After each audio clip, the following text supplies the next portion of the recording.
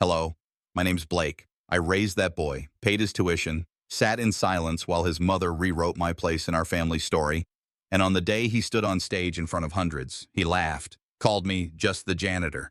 They all clapped, but what none of them knew was the truth I had buried for decades, the title I never asked them to say out loud, until that crowd did. Why now? Why them? Mornings used to mean something to me. These days, they just mark another lap around the same empty track. I woke up to the sound of the furnace humming low and the faint smell of reheated coffee drifting from the kitchen. The house creaked like it was clearing its throat after a long silence. I sat up slow, joints popping like old floorboards. No one called my name. No one ever did anymore. This house. Once it rang with laughter, Sunday dinners, kids playing tag between the living room and porch. Now it's just shadows and voices that aren't mine. Shanice's plants have taken over the kitchen window, and the living room looks like a catalog photo. Perfect, but cold. I live here, but it doesn't belong to me. I'm a tenant in my own story. Javaris, my grandson, came downstairs, phone in hand, earbuds in, hoodie up. Didn't even glance at me. I tried, "Morning, son," but got a grunt in return. Shanice trailed behind him, dressed sharp like always, barking orders like a sergeant. "Don't forget your speech cards, and no junk food after school." She looked past me, not at me, past me, like I was glass, invisible. I tried to offer something. He should warm up that voice, maybe practice projecting, but she cut me off mid-sentence. "We got it, Blake." Blake, not Pops, not Daddy, not even Mr. Harris, just Blake. Once upon a time, I was somebody, Lieutenant Colonel Blake Harris. Men listened. They followed my lead. Kids waved when I came home from deployment. Neighbors brought pies, called me a hero. Now I couldn't even get my grandson to look up from his phone. At dinner, I tried again. Tried to be part of something. I was thinking, Javaris graduating high school, that's a big deal. I'd be honored to sit with the family, maybe even walk him up. Javaris didn't even pause his chewing. "You're not really part of this, Pops. It's not your moment." My fork stopped halfway to my mouth. Shanice added with a dry laugh, "Let the young man have his shine without old ghosts." Old ghosts. I nodded, lips tight, stood up slow, careful not to knock over the chair. Went out to the porch, watched the evening roll in, colors bleeding into each other like spilled paint. Heard them laughing inside. Real loud now that I was gone. I told myself maybe it was stress, maybe they were just overwhelmed. Maybe I was extra. But the porch railing under my hand felt real solid. The air felt colder than it should have been. Later that night, I sat on my bed and pulled out the old photo album. Leather cracked, pages yellowed with time. There I was, standing tall in uniform, medals pinned clean across my chest. Clippings from the local paper. One headline, "Veteran leads rescue during flood."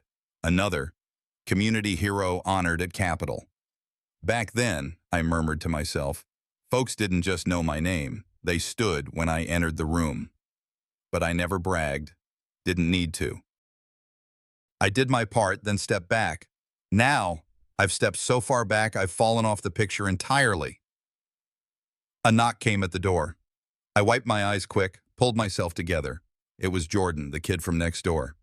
"Mr. Harris, can you help me with my school project? It's on civil rights leaders. Mama said you'd know a lot." That right there, it meant something. I smiled. "Come on in, son." The next morning, graduation day, I put on my best suit. The same one I wore to Shanice and Javaris's baby shower years ago. It still fit, barely. I got there early. The stadium was buzzing, parents hugging, kids posing, caps thrown in rehearsed excitement. I scanned the crowd, but didn't spot my family. Ushers pointed me to a section way in the back. From where I sat, Javaris looked small on the stage, but I could still see that confident walk, that swagger. He was good on that mic, I'll give him that. But when he took it for his little thank you speech, I wasn't ready. "Shout out to the real ones, Mom, my coaches, my boys, not that other guy." The crowd laughed. A few heads turned my way, then quickly looked away. I sat there, frozen, like I'd been slapped in front of the whole town. I helped raise him, changed his diapers, taught him to ride a bike, stayed up late helping him build a model of the solar system for third grade. Took the blame when he wrecked Shanice's car and didn't want her to find out. But none of that was worth a nod on his big day. I felt the shame rise up like heat in my chest. Not the kind that makes you cry, but the kind that makes you still. So still, it's like if you move you might fall apart completely. And in that moment, I realized I wasn't just excluded. I was erased. When I stepped back inside the house that night, you'd think I'd walked into a museum. Cold, still, empty, no one waiting. No, "Pops, we're proud of you for showing up." Nothing. I took my time peeling off that suit coat, folded it careful, laid it over the arm of the couch like it mattered to someone. Through the living room blinds, I caught a glimpse of the backyard. String lights hanging, chairs arranged in a half circle, music soft but just enough to carry. Laughter followed, the kind that tightens in your chest when you know it ain't meant for you. They were throwing a celebration, not for me, not with me, but right there, just feet from where I stood, invisible in my own home. I didn't open that sliding door, just turned toward the kitchen, pulled out leftovers that had gone a little dry, ate them cold, off a paper plate, standing at the counter like a stranger too polite to sit at someone else's table. Upstairs in my room, I sat for a minute. Let myself remember Javaris's middle school graduation, how I clapped the loudest from the back row, waved when he looked confused about where I was seated. He didn't see me then either. But a man learns to be silent when no one listens anymore. Next day, Shanice called for a family dinner, said it was important. We looked like one unit after the ceremony. I should have known. Folks don't serve unity on fine china unless it comes with a knife under the napkin. They had the dining room dressed up. Candles, cloth napkins, place cards like we were some political family in a photo op. Javaris, Shanice, two of their friends from the church committee. Me at the far end where the light didn't hit the same. Started off friendly enough. "How's the roast, Mr. Harris? Didn't know you still had that suit." Smiles too wide, forks clinking. Then it came. Shanice leaned in, folding her napkin like it was part of her performance. "You know, Blake, showing up like that yesterday, front row, dressed to the nines, almost looked like you were trying to make it about you." I blinked. "I came to see my grandson graduate." "And did you?" Javaris chimed in, eyes sharp. "Because it felt like you were trying to prove something. Like suddenly you care about showing up when you weren't there when it counted." My hand tightened around the fork. "You remember that science fair in 9th grade? The one with the volcano model? Who helped glue it together at 2 a.m. while you slept? That was one time. Twice. And I have the pictures." I reached for the folder I brought down earlier, pulled out the school report I'd helped revise. Date on it. My notes in the margins. "This was your final project. You got an A because we stayed up working." Shanice rolled her eyes so hard I heard it in her voice. "Even lies sound poetic coming from you, sir." That "sir" stung more than if she'd called me nothing. I stared at Javaris. Looked past the man he's trying to be and into the boy I raised. "You're rewriting things that didn't need fixing, son." But he didn't answer. No one did. That dinner wasn't for togetherness. It was for correction, to set the new record straight. The one where I was just a figure in the corner, present only when convenient to blame. After everyone cleared the plates, I walked out. Didn't slam a door. Didn't mutter a word. Past the garage, the light left on. Trophies lined the shelf. I built those with my own hands. Drilled each bracket, measured each shelf, labeled every year. And yet now, I wasn't even listed among the thank yous. Erasure doesn't need fire, just silence. Denial. Repetition. I went back inside and opened the drawer next to my bed, pulled out the leather journal I'd kept tucked away for years, started flipping back through. Every time I was ignored, every lie that got told. Every moment they twisted history just enough to make me look like a footnote. I made an entry that night, word for word, the entire dinner conversation. "If history's being rewritten," I wrote, "I'll publish the real version." Next morning, I grabbed the trash bag, tied it tight, and stepped out onto the porch. Cool air, early sun just peeking over the trees. Mr. Clarence from next door was watering his roses. He paused, looked at me, eyes full of things left unsaid. "I was at that graduation," he said. "You raised that boy better than that." I didn't say much, just nodded. "Sometimes what you plant don't grow the way you hoped." He gave me that slow, knowing look. "Doesn't mean you didn't plant it right." For the first time in days, I felt seen. Back in my room, I placed the journal on my nightstand. opened to a blank page, thought for a second, then started writing again. But this time, it wasn't just memory.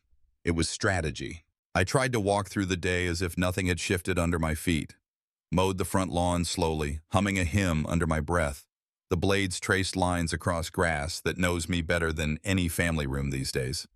I took my usual walk around the block, neighbors nodding and passing, unaware of the ache beneath my quiet gate. At church that morning, folks greeted me like any Sunday. "Good morning, Mr. Harris. Proud of Javaris today." I nodded, offered soft blessing hands, played my part. I watched them smile and clap for his name, then turn away before realizing I was in the room. I've learned, you let people see the pretty version of yourself. The pain you keep hidden is more dangerous. Later, Shanice posted a picture from the graduation on Facebook, her arm around Javaris, radiant smiles in full. I noticed I wasn't in it. Cropped out. Beneath the photo, a cousin commented, "Was that man even supposed to be there?" My heart clenched so tight I could have dropped to my knees. Invisible again. Then the phone thing. Javaris stormed out, slammed his door, phone abandoned on the kitchen counter. I cleared a dish and saw its screen flicker with a group chat. "Family, not him." I froze. Words scrolled mocking me, sharper than knives. "He always acts like we owe him something. Should have left that dusty speech at home." Old folks need to sit down somewhere. Shanice's name among them, their laughter hanging in digital air. I gripped the phone like it was poison.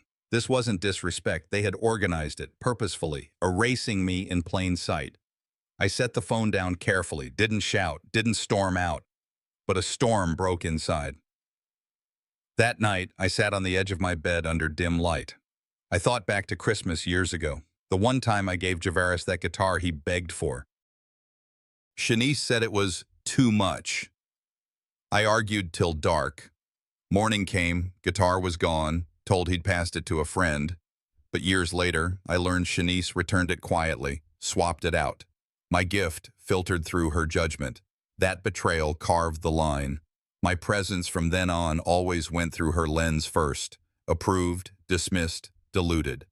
I returned the phone to its place on the counter. Walked to the garage, ran fingers over the wood shelves I built, shelves holding trophies, framed awards, plaques for achievements I helped get. The silence of the garage screamed, all my work, all my devotion, tucked away, hidden from reckoning.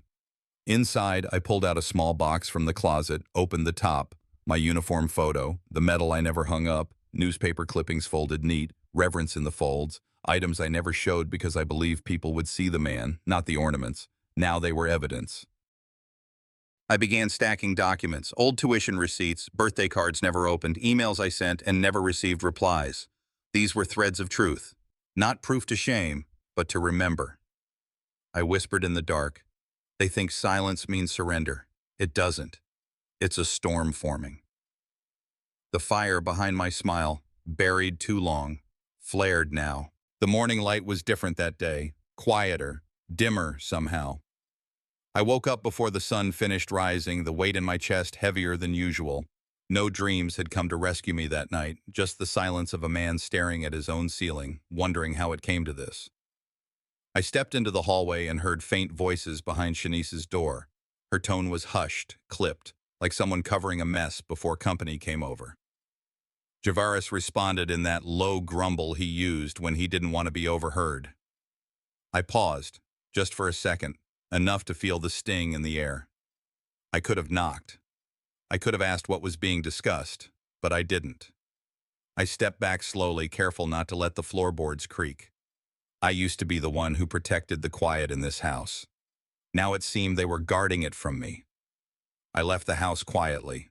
No coffee, no small talk, just keys, wallet, and whatever fragments of dignity I could still carry with me.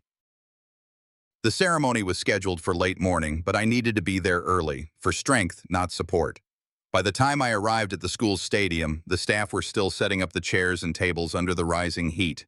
I walked the perimeter like I was on patrol, something old habits do when your heart's uneasy. Everything looked the same, but it didn't feel the same. As I neared a refreshments table, someone accidentally knocked over a plastic jug of water. It splashed onto my pant leg, spreading quick and cold. No apology, just a chuckle, muffled but intentional. A staff member rushed to clean it up, acting like it was just clumsy luck. But I knew. I wasn't being clumsy. I was being targeted. I stood still, let the water soak in, then wiped it off as best I could. My eyes caught a few glances from across the field, just enough to notice but not enough to confirm. I walked on, straight back, chin high. They want me slipping. They want to say I was unstable. Unfit, unwelcome, but I wasn't giving them that headline. Later, they called for a big group photo, graduates, family, supporters. I stood in line like everybody else, waited my turn.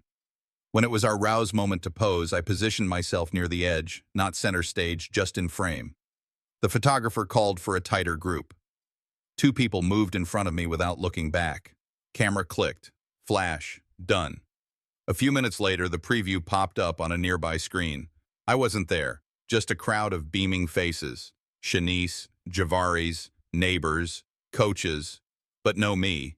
My body had been physically present, but in that image I was a ghost. No one said a word. No one looked my way. It's one thing to feel invisible. It's another to see yourself erased in real time. I stood in place for a long second, heart thudding in slow beats. My fists clenched in my pockets, not from rage, but something deeper, something colder. You can hide a person from the picture, but you can't hide the soul that lived it. I returned home without speaking, not a word exchanged in the car, not a glance spared. I went straight to my study, that little room most folks forgot existed because it wasn't glamorous, but it was mine. I opened the file cabinet, reached under the drawer where I kept the box labeled Keep. It held the things I wasn't ready to share, not yet, not then. Documents, receipts, letters I wrote but never sent, birthday cards that never got a thank you, newspaper clippings of my service, my retirement speech, my military commendation, all of it organized now, not for revenge, but for record. The photo of me in uniform, next to the folded flag, was still where I'd left it, covered but never discarded. I sat down and opened a fresh folder, labeled it with a simple word, truth. And as the sun began to fall behind the blinds, I turned on a single desk lamp, closed the door gently behind me, and began. They took my face from the frame. I'm about to reclaim the frame itself. I woke before the sky even thought about light. I didn't need the alarm. My body had learned to rise early, out of habit, out of something deeper. I pressed my shirt the way I always had, crisp collar, khakis creased, and walked to the kitchen, the house still sleeping around me. The tick of the clock filled the silence. It was a sound I used to ignore. That morning, I sat and listened to it. At exactly 7 o'clock a.m., I stood, took the folded paper I'd prepped the night before, and placed it on the counter like an offering. 18 years of financial records. Groceries, electric bills, school fees, braces, mortgage payments. I didn't write it to throw it in anyone's face. I wrote it so no one could say I didn't. Javari shuffled in, rubbing his eyes, still smelling like whatever cheap cologne he'd doused himself in the night before. He reached for the coffee pot and didn't even look at me. "You sleep all right?" I asked. He grunted. I opened the paper, steady hands, steady voice. "When this is what I've done," I said. I read through it line by line, deliberate, calm. He turned to me, a frown creeping in. I could see him tensing, but I didn't waver. "This," I finished, "is what you won't erase, and I will not be made a ghost in my own home." That last line cut through the air like broken glass. "You serious right now?" he snapped. "Ain't nobody erasing you, old man. You did your part, yeah, but don't start acting like you some martyr." He stormed out without waiting for a reply. Seconds later, Shanice entered, arms folded, robe still cinched tight. She must have heard everything. "You think lists cover the years you weren't there?" she said, voice low but pointed. "You think that page changes birthdays missed, games skipped, nights I stayed up alone?" I didn't flinch, just handed her the same paper. She didn't look at it, just stared at me like I was a stranger trespassing. "You want your credit? Fine," she said, tone suddenly chill. "But don't get too comfortable. You're not even on the home insurance anymore." She didn't blink, just walked off like she'd told me the weather. I found the letter minutes later, tucked behind some overdue bills. She wasn't lying. The house I'd paid for, brick by brick, was no longer insured under my name. I didn't slam doors, didn't raise my voice. I started clearing my things. Framed photos came off the walls, books into boxes, my diploma, my father's pocket Bible, packed neatly away. No one asked what I was doing. No one offered help. I remembered the church roof. 10 years ago, big storm tore half of it off. I covered the cost quietly. When they put up a plaque for donors, my name was missing. Pastor said it was an oversight. They only see what you do when you stop doing it. I labeled one box. Proof, just in case. Evening rolled in slow. The air got heavy. That's when the phone rang. Ms. Rachel. She didn't ask why I called, just listened. She knew. She always had a way of knowing without being told. It's time your voice had documentation, she said. We'll talk soon, in person. I sat with that a moment, then opened my journal. They've been rewriting. Now I draft. I pulled out the red folder, slid in every record I'd kept, marked it. Phase 1. Set the alarm for 5:30. The quiet was no longer peace. It was the beginning of a storm I wasn't going to run from this time.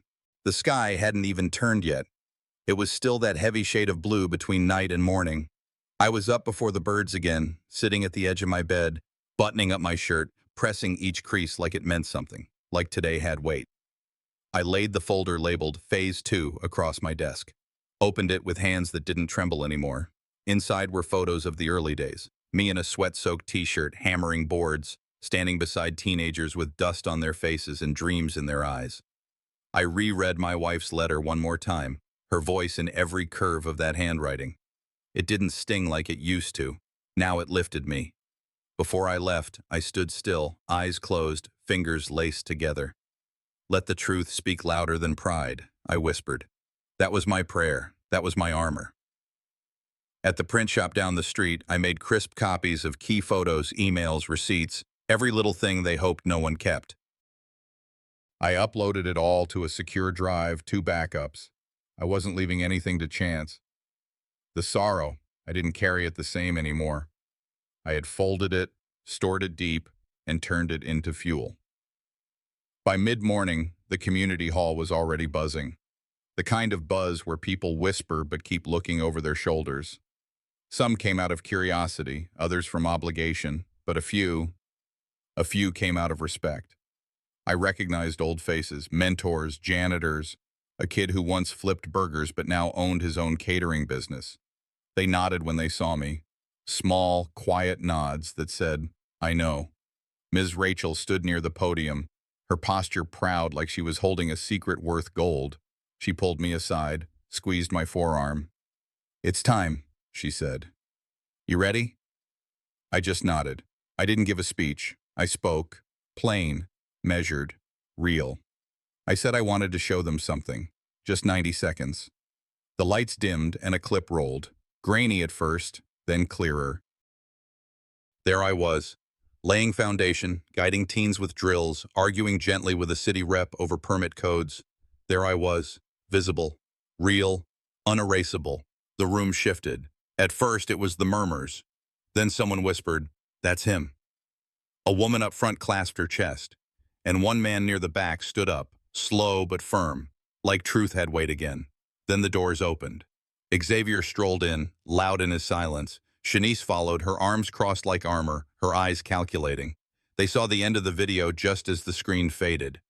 That footage don't prove what you think it does, Xavier said, voice firm, chin raised. Anybody can cut a clip. I looked him square, didn't flinch. Then why's your name nowhere in it? People turned, one by one. He stepped forward, deflecting. You could have forged documents. This is smoke, not fire. I didn't raise my voice. Just laid out my papers, timelines, testimonials, official stamps. That video is my history. You erased my name. This is me reclaiming it. And they listened. I saw the tilt. Eyes that once looked through me now locked on me. Even Shanice blinked twice, like the mask she wore didn't fit so tight anymore. Then a quiet motion behind the curtains. The backdrop lifted.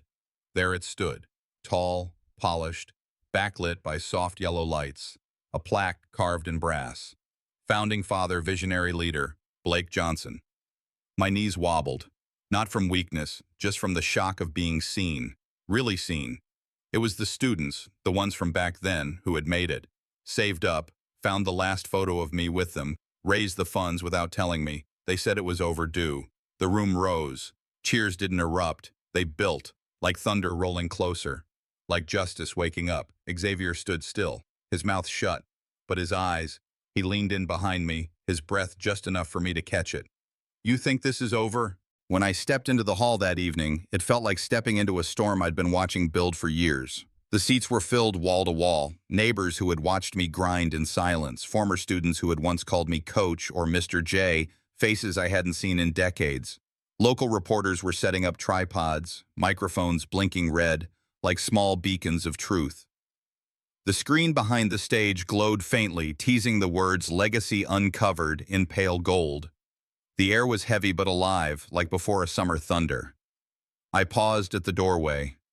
My wife's letter, the podcast that erased my name, the plaque without me, all of it replayed in my mind in seconds. Each memory landed not as a wound, but as fuel. I straightened my back, rolled my shoulders, and walked forward. My shoes echoed against the floor, and for once, every echo sounded like my own. Ms. Rachel caught me just before the steps. "They're all watching," she whispered. "Be steady." "I'm steady," I said. And I meant it. At the podium, I didn't rush. "Good evening," I said, my voice low but carrying. "I see many faces tonight. Thank you for being here." My eyes found the quiet ones, the ones who had always nodded but never spoke. "Some of you have stood by me when it wasn't easy. You know who you are." I clicked the first slide. The screen filled with photos. Me and the kids at the build site, the first scholarship fund, the nights at the center after hours sweeping floors. A video rolled next, me hammering beams, guiding teenagers through blueprints, confronting city officials about zoning, letters of thanks, checks written from my own account. The room leaned forward, phones lifted. Whispers turned from idle to electric.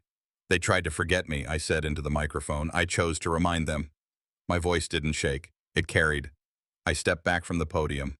For a heartbeat, only silence. Then one voice. "Blake." Another. "Blake." It spread like fire across dry grass. "Blake! Blake! Blake!" They chanted my name. Some stood, tears in their eyes. Some filmed, their hands trembling.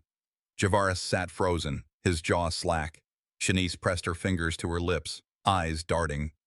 The chant grew louder, echoing off the high ceiling. They called the name I didn't think they even knew I had, I thought, and it landed in my chest like a bell rung clean. I raised a hand and the chant ebbed. "There's one more thing," I said. From the table behind me, I lifted a heavy binder, its spine cracked from years of hiding. "This," I said, "is where the real story begins." I opened it to the first page. It wasn't a speech now. It was evidence. The founding charter of the youth center, dated, sealed, my signature clear as daylight. Co-founder, trustee. Not a rumor, not an edit. Proof. "You built on my foundation," I said, looking at Xavier where he sat at the back. "But you forgot who laid the stone." The crowd gasped. Some covered their mouths. Some whispered prayers. I turned the binder so the cameras caught every word. I walked to the edge of the stage and handed it down to Ms. Rachel. She held it like a torch. That was my signal. This wasn't a speech anymore. This was a transfer. In that moment, the hall shifted. Applause thundered. Reporters moved closer. And out of the corner of my eye, I saw Xavier lean toward Shanice, his lips barely moving. When the lights flickered back on, the room exhaled, slow and uncertain. People were still standing, frozen mid-motion, like they hadn't figured out what to feel yet. I kept my hands on the podium, flat, steady. I could hear the hum of the power systems rebooting, the low whir of the screen behind me blinking to black. Across the room, Xavier and I locked eyes. No words passed. There was nothing left to argue. Not tonight. There was a silence between us that didn't feel like retreat. It felt like understanding. He knew what I had shown, and I knew, for the first time in years, he felt it. I could have said more. I could have twisted the knife. But what for? Some folks think justice means dragging a man through the mud. Me? I think there's a kind that's quieter, one that doesn't need a microphone or applause. Sometimes just telling the truth is enough. I stepped back from the podium, nodded once, and turned away. That's when Xavier surprised us all. He stepped forward, slow and stiff, like his own feet didn't believe him. The mic still hung from the podium's arm. He reached for it, adjusted it once. "I owe y'all something," he said, his voice low and hoarse. Everyone stopped breathing. For years I told myself I did what I had to, told myself I earned the praise, the honors, the titles. But the truth is, I didn't build this alone. He looked straight at me. I was afraid. Afraid Blake would outshine me. So I took his name off documents, hid what he did, made him disappear from the narrative because I couldn't stand sharing the spotlight. He cleared his throat, but it didn't help the crack in his voice. I buried the truth to protect a lie that only served me. "I'm sorry." You could have heard a pin drop. For a second, it felt like the floor tilted. I don't think folks knew what to do with that. Not coming from him, I didn't clap, I didn't nod, I just stood there quiet. The weight of his confession didn't just fall on him. It rolled through the crowd like thunder from deep underground. It broke something open. Resentment, disbelief, maybe a little relief too. Then I heard my name again. But this time, it came from a different voice. A woman walked up, council member from the city. I'd seen her around but never spoken more than a greeting. "Mr. Johnson," she said into the mic, "we owe you more than words." She opened a cloth-covered case and pulled out a plaque. Bronze, heavy, beautiful in that plain way that doesn't need dressing up. "On behalf of the community," she said, "we recognize your lifetime of contribution, your integrity, and your perseverance in the face of erasure." The crowd stood again. Slower this time, not in excitement, but in respect. One by one, people began stepping forward, faces I hadn't seen in years. Students, neighbors, even the ones who once turned their backs. "You were the reason I stayed in school," one man said, his hand trembling in mine. "You talked my son out of dropping out," said a woman, her eyes wet. "He's a teacher now." "You told me I mattered when nobody else did," whispered another. I tried to keep it together. I really did. But a tear slipped out before I could catch it. "They remembered," I managed to say. Not because I demanded it, but because I lived it. Later that night, back home, I sat in my armchair, same one I'd always returned to, even when everything felt lost. On the table beside me sat the original charter, framed now, glass-polished, my name right there where it had always belonged. I leaned back, let the weight of the night settle. Memory's a strange thing. It can cut you or carry you depending on what you do with it. Truth, that's power. But silence, sometimes it's stronger. Still, the greatest strength I've come to know is integrity. Doing right when no one's watching. Staying upright when others bend. You can't demand legacy. You live it. Brick by brick, kindness by kindness. I reached over, turned off the lamp. The room dimmed, warm and still. "My name is Blake," I said softly, "and I built more than they ever gave me credit for." Just then, a knock came at the door.